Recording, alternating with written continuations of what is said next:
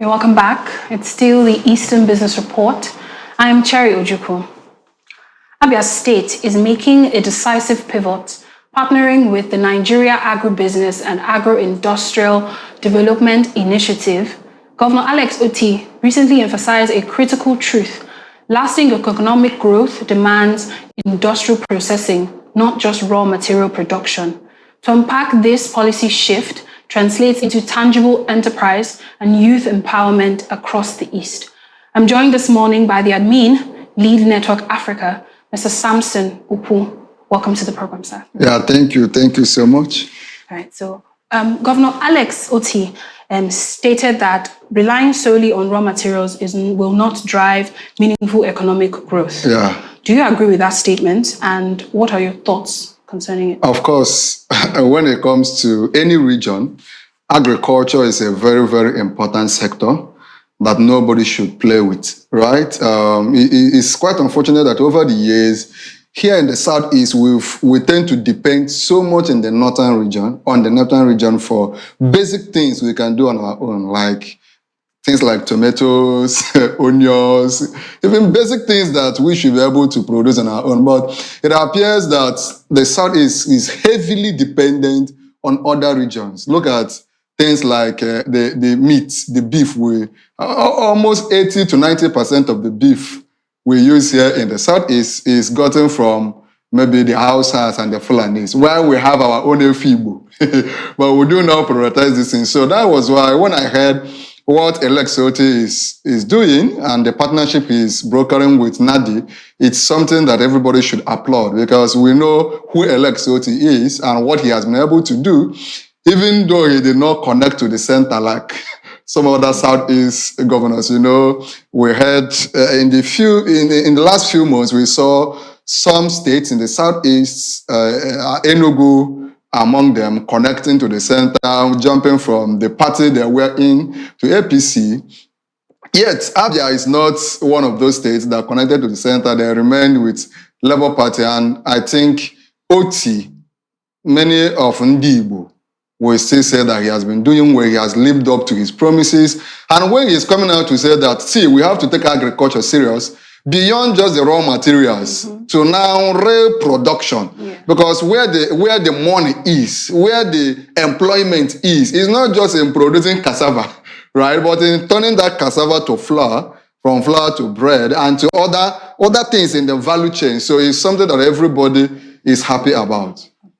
Very good. So Abia is rich in palm oil, cocoa, and rubber. Yeah. Which sector is ripest for immediate youth investment? Okay, well, see, cocoa, palm oil, and rubber is a raw material that is sought after the world over, right? If any state chooses to focus just on palm oil, I mean, we heard what happened when before the Biafran War, right? We heard that most of the universities, I think University of Nigeria and Soka, was majorly built from the proceeds the Southeast made from palm oil.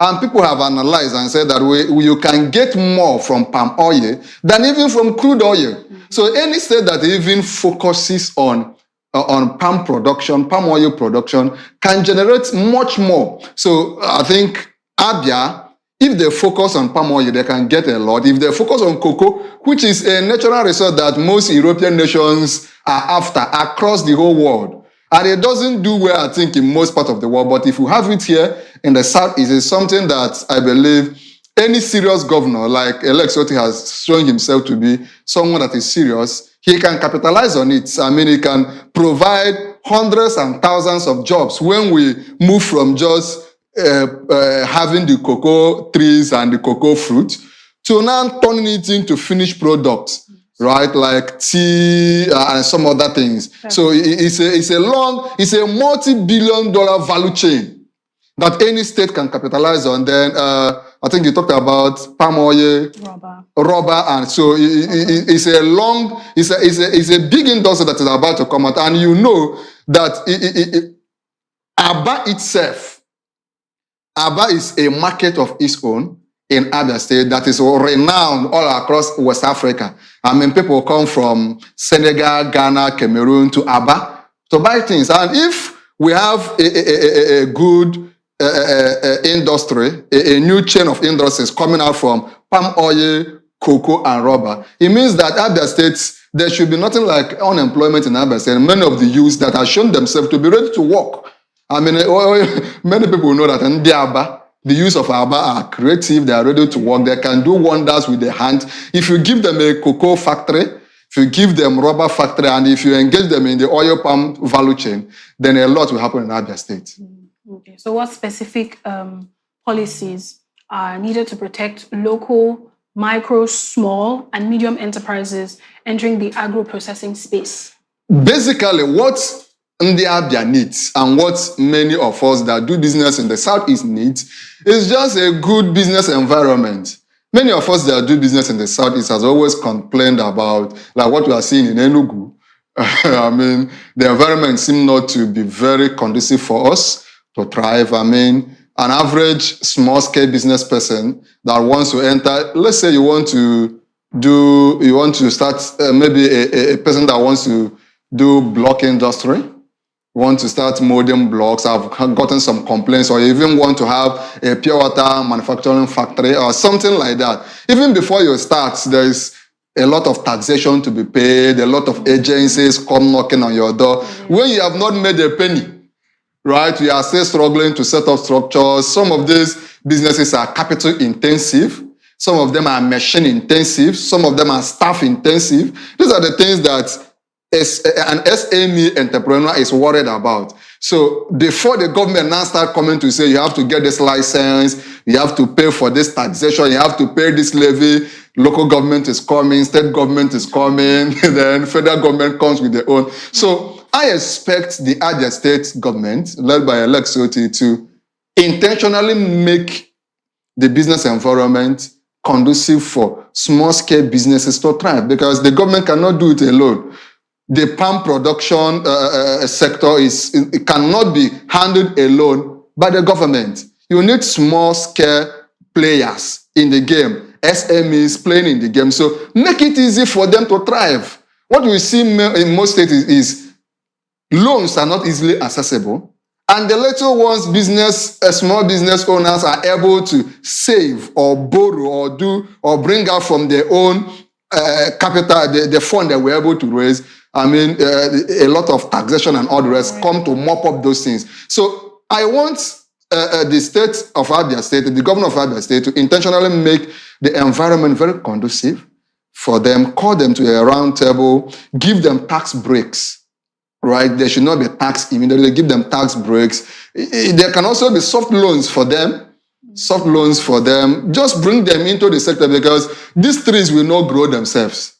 Right? If you want to start growing palm tree, you have to give it like 2 to 3 years or even more before you start harvesting. But there are already small-scale farmers there that has these trees already producing fruits, the cocoa, the rubber, the palm trees. So bring them in, give them incentives, give them soft loans, reduce the taxation, give them tax breaks, and get them into the system, then have a way of buying from them. Right? Because one of the things we experience in the Southeast is that when farmers grow, because we don't have large-scale people that come to off-take their product, before they could sell, most of those things spoil. Right? Like people in the North often complain about this, that people that enter into tomato production, by the time they produce and get thousands or hundreds of baskets, before these baskets reach to their destination, like in the Southeast, you find out that many of them have rotten, and the loss is often in millions of naira and sometimes in billions. So we expect the government to have an ecosystem when these small-scale farmers enter into their farms to produce this cocoa, palm oil, and all the rest. Let there be a system to off-take in large quantity. It will encourage them to produce more. So Naadi is partnering with the Abia State government. Yeah. Now, how do we ensure this translates to real grassroots impact? Of course, like I've said, Naadi is coming with a very wonderful initiative. Yeah, of course, this is not the first state they are coming into. Even in the Southeast, we've had them in Imo State, right? We have them in Bauchi, in Sokoto, in some northern states. So Abia is the 9th state they are entering, and we've seen them do some things in some of those other states, especially in the northern region. Because, of course, our brothers in the north welcome farming with full hands, right? And the government is always there to help them, partner with them. So we expect what we've seen the governor of Abia State do in some other sectors, like the electricity sector. We see how Abia was a good ground for geometrics power, right, to flourish. And I mean, most local governments in Abia State now have steady power supply, despite the grid that is falling every time, almost every month or every week in the entire nation. But it appears that Abia State is a bit isolated from the national problem we're having in the power sector. So now that Naadi is coming from the federal government with a lot of money, with a lot of funding, with a lot of equipment, with a lot of initiatives, we expect the governor of the Abia State and the government of the Abia State to replicate what they did with geometrics. I mean, they gave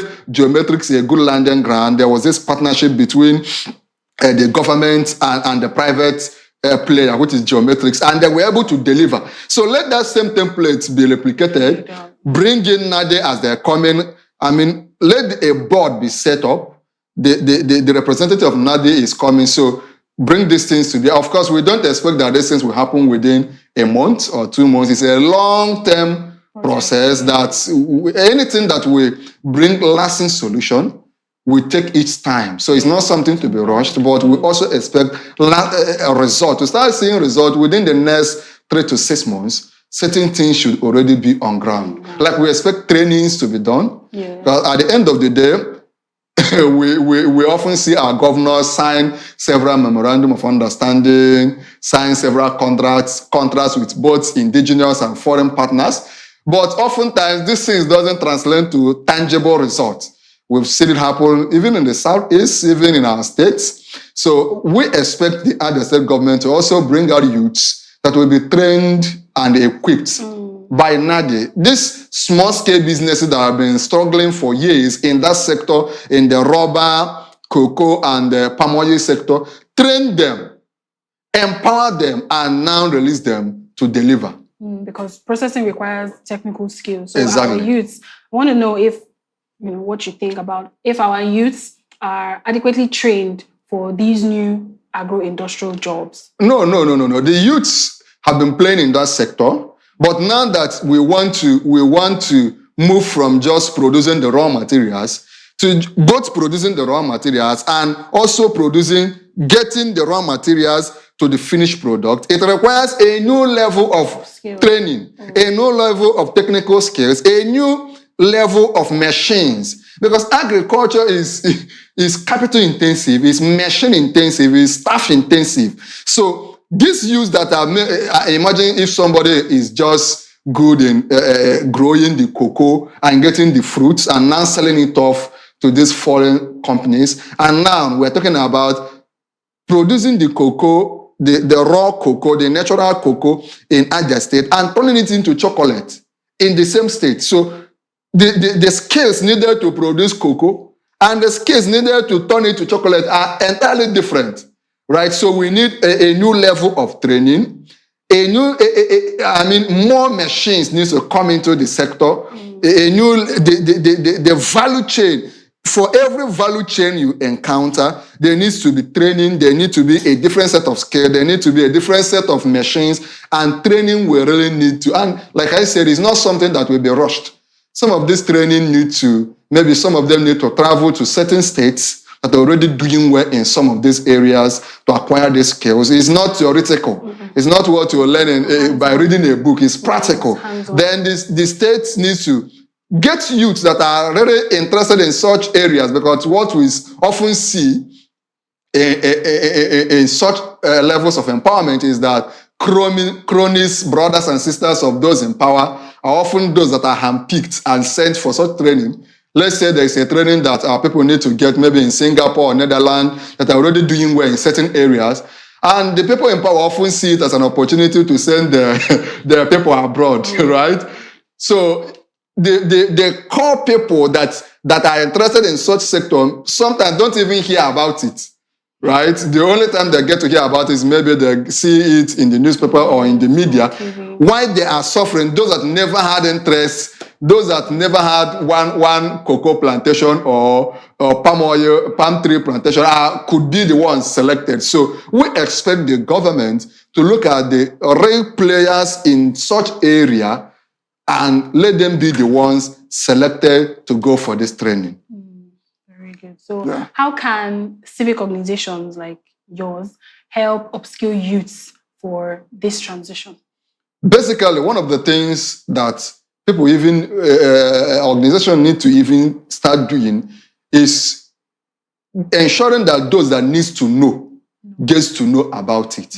Because some of the time, before the real players get to know about what is happening, the train has passed, right? So like what we are doing now, disseminating information is very, very important. We also expect the government of Abia State, everybody knows what OT has been doing in Abia. So we don't expect what will happen in this very policy, this very initiative to be like what we've seen in most other states, especially in the Southeast, because oftentimes governors in the Southeast do not prioritize agriculture, right? We hear about it, they talk about it, they sign deals about it, but it has not translated to tangible products. You cannot, even when you hear smart farms and smart this and smart that, we expect that with the way it was talked about, by now we should have started seeing tangible results, right? But it has not happened. So what we expect the government of Abia State to be sincere about disseminating this information,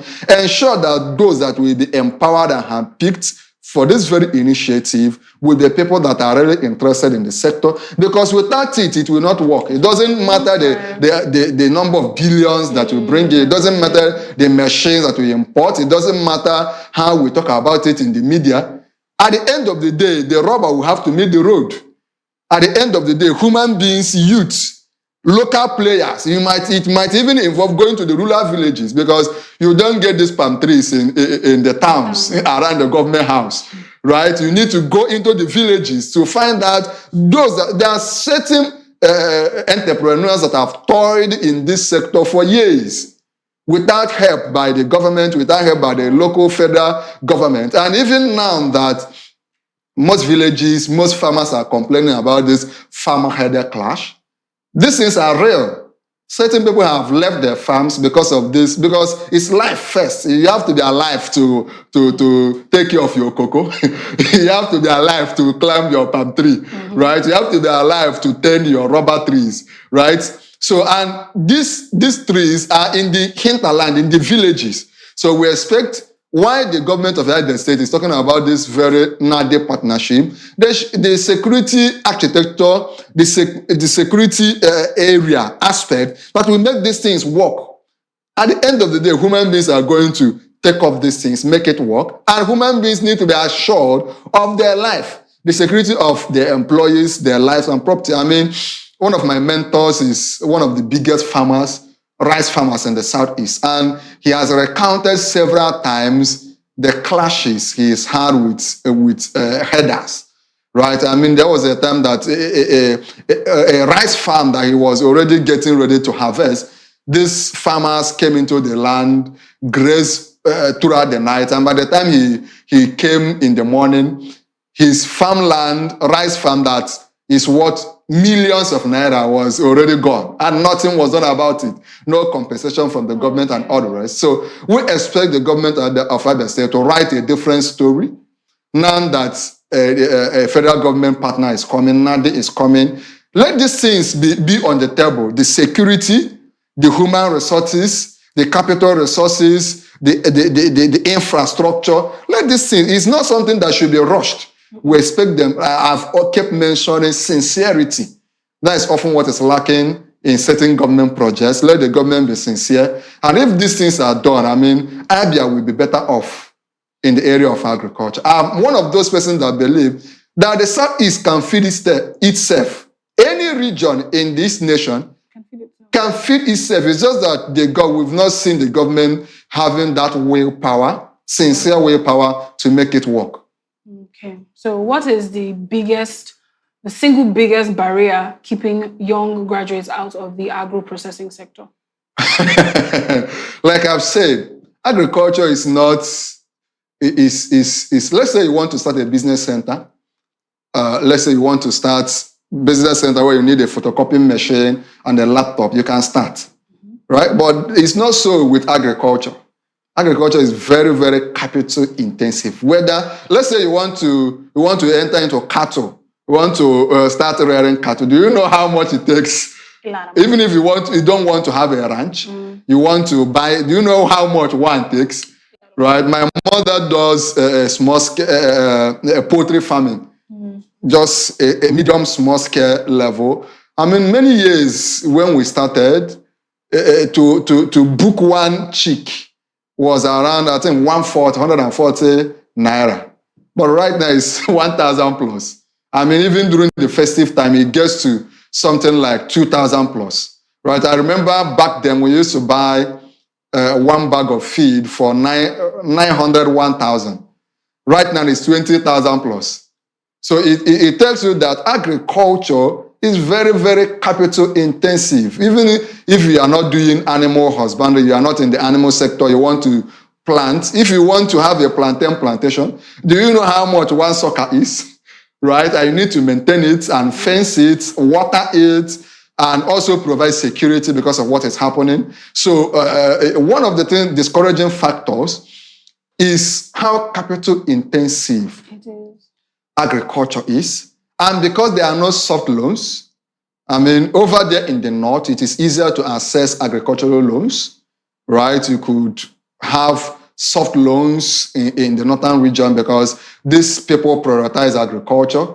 I mean, we've seen several cases where the government give them free fertilizers, bags of fertilizers in the north. But often here, even when I've had instances where even when the federal government distributes such fertilizers, we've had reports that such fertilizers do not even get to the real farmers. We've seen some political appointees, some political hallelujah boys, those that get these fertilizers and they are rebagged and sold.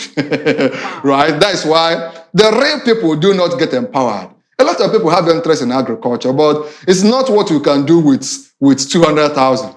It's not what you can do with 500,000. And how many youths that are graduating, maybe you just finished your youth service, how many youths can bring out 2 million to invest into agriculture? So one of the reasons why we see many of our youths, maybe once you graduate, you want to travel abroad, or you want to get a job, you want to get a white-collar job, is that doing agriculture in the Southeast is not easy.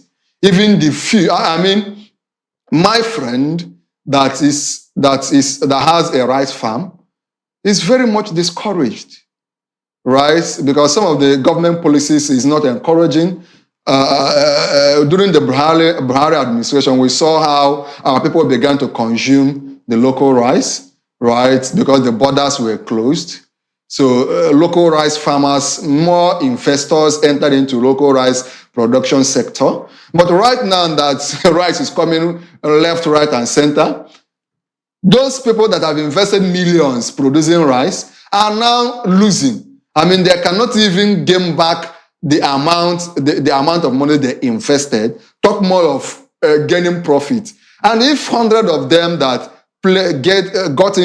invested tens of millions into producing local rice, they're not even able to get back their initial investment, talk more of profit. How many of them do you think will go back to the farms in the next farming season, coupled with the insecurity, the farmer-hider clash? I mean, in the Southeast, we tend to cover it up.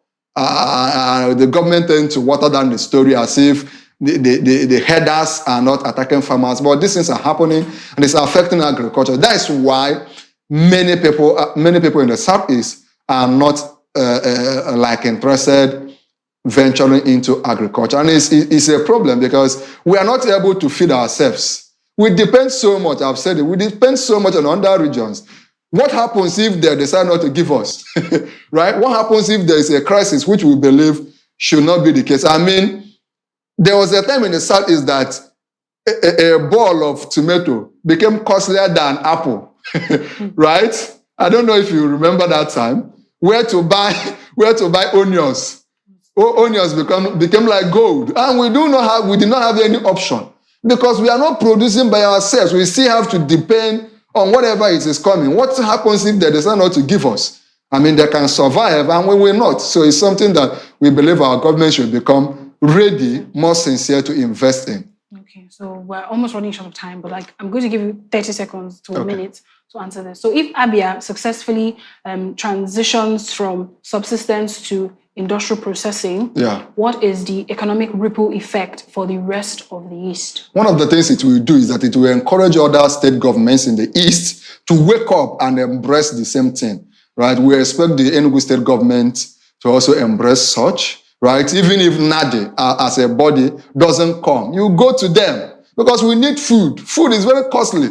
So the ripple effect will be so much, right? If there's enough food in Abia State, it will overflow into Enugu State, into Ebonyi. Of course, Ebonyi already has a lot of food. So we pray and we look forward to it working in Abia State because we know even if our government here in Enugu doesn't embrace it, the food will come down because we need to eat. We are hungry. We need to eat, Oh, very well. Thank you so much, sir. Yeah, thank you. Thank you for everyone who joined. That's the much that we can take on the Eastern Business Report. The Afia Business Morning returns tomorrow. Many thanks for staying with us. My name is Cherry Ojukwu. Bye for now.